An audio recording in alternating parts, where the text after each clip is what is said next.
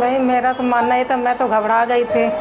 अब ये था, यही अकेले दौड़ने धूपने वाली थी, इसने जो भैया वो किया वो हमारे लिए बहुत किया, क्योंकि मेरा तो दिमाग कोई काम नहीं कर रहा था उसमें। जी, मेरा नाम आकांक्षा चौरसिया है, ये मेरी माँ है। और जैसा कि आज से 5 महीने पहले इनको पेट में बहुत दर्द हुआ था। तो जब मैंने अल्ट्रासाउंड कराया, जब मुझे पता चला कि इनके पेट में कुछ तो दिक्कत है, ताकि मतलब और नहीं समझ में आ रहा था किसी अल्ट्रासाउंड में कि क्या दिक्कत है इनको। फिर किसी डॉक्टर के पास गए, उन्होंने बताया कि पथरी हो सकती है गॉल ब्लैडर में। फिर पथरी के बाद उन्होंने बताया कि हम ऑपरेशन करेंगे। फिर इनका बायोप्सी हुआ। बायोप्सी के बाद उन्होंने एक डॉक्टर थे, उन्होंने क्या किया, बायोप्सी में निडल से बायोप्सी कर दी थी, जबकि इनकी फिनेसी होनी थी। कुछ एक टेस्ट होता है वो होना था। लेकिन जब ये पता चला कि बायोप्सी का रिजल्ट आया कि इनको गॉल ब्लैडर का कैंसर है, फिर अब हमें कुछ समझ नहीं आ रहा था कि हम आगे कौन सा एक्शन ले, क्या करें। फिर मुझे किसी ने बताया कि डॉक्टर अरुण प्रकाश द्विवेदी जी हैं, जो कि टाटा के डॉक्टर हैं। और एक जैसा हम सब मानते हैं कि टाटा सबसे अच्छा है कैंसर के लिए बॉम्बे में, तो हमने ये सोचा कि अब हम टाटा ही जाएंगे, क्योंकि उनको कैंसर पॉजिटिव आ गया था। अब टाटा का नाम आया तो पता चला कि यहाँ कानपुर में एक बेस्ट डॉक्टर हैं जो धन्वंतरी में बैठते हैं, जिनका क्लिनिक है यहाँ, डॉक्टर अरुण प्रकाश द्विवेदी जी, द्विवेदी कैंसर के नाम से क्लिनिक।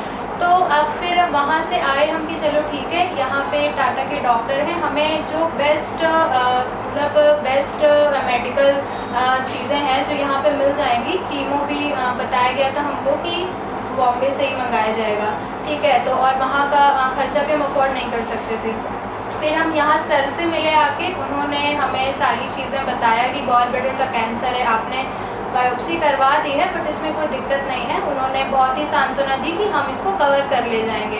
और जबकि गॉल ब्लैडर का कैंसर हमें बहुत ही मतलब रेयर और वर्स्ट बताया गया था कि गॉल ब्लैडर का कैंसर होना बहुत ही वर्स्ट है शरीर के लिए, क्योंकि आसपास सारे ऑर्गन्स भी कनेक्टेड रहते हैं।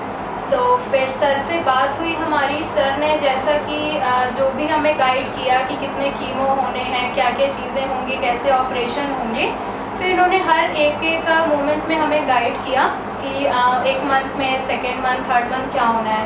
उन्होंने बहुत ही लीनियंसी और बहुत ही अच्छे से गाइड करके ऑपरेशन के लिए हमें सजेस्ट किया और प्रॉपर रिपोर्ट्स देखी कि कब ऑपरेशन होगा। जैसे इनकी रिपोर्ट्स नॉर्मल आई, उन्होंने ऑपरेशन का हमें बोला।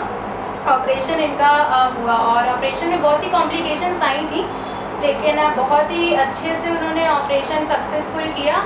और हमें तो उम्मीद नहीं थी, क्योंकि उन्होंने बोल दिया था कि गॉल ब्लैडर का कैंसर एक्चुअली लीवर तक फैल गया था इनके। तो ऑपरेशन करना भी बहुत ही मुश्किल था। मैंने कानपुर में और डॉक्टर से भी और डॉक्टर से भी पूछा हुआ था, ठीक है, मतलब उनसे कंसल्ट किया हुआ था जाके, अलग से डॉक्टर से कंसल्ट किया तो उनका कहना था इनकी सर्जरी नहीं हो पाएगी, इनकी सर्जरी आप लखनऊ लेके जाइए या बड़े अस्पताल में लेके जाइए, नहीं तो यहाँ कानपुर में होना मुश्किल है।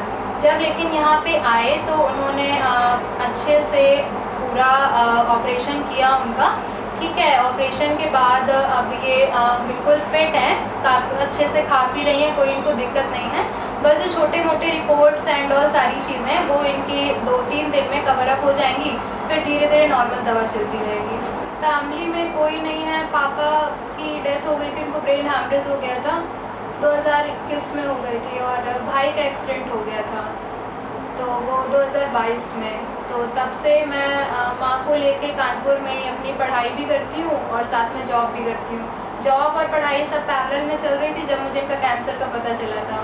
तो फिर धीरे धीरे सब सर के गाइडेंस के साथ और सारी चीज़ें मैनेज करना थोड़ा सा बहुत मुश्किल था मेरे लिए, बट धीरे धीरे चीज़ें नॉर्मल होती जा रही है। यानी आपने एक बेटे की तरह से फ़र्ज़ निभाया, और आप क्या संदेश देना चाहेंगी जो लोग कैंसर पीड़ित हैं और उनके तीमारदारों के लिए जो जी हाँ, मैं ये ज़रूर बोलना चाहूँगी जो कैंसर पीड़ित है कि हिम्मत मत हारिए।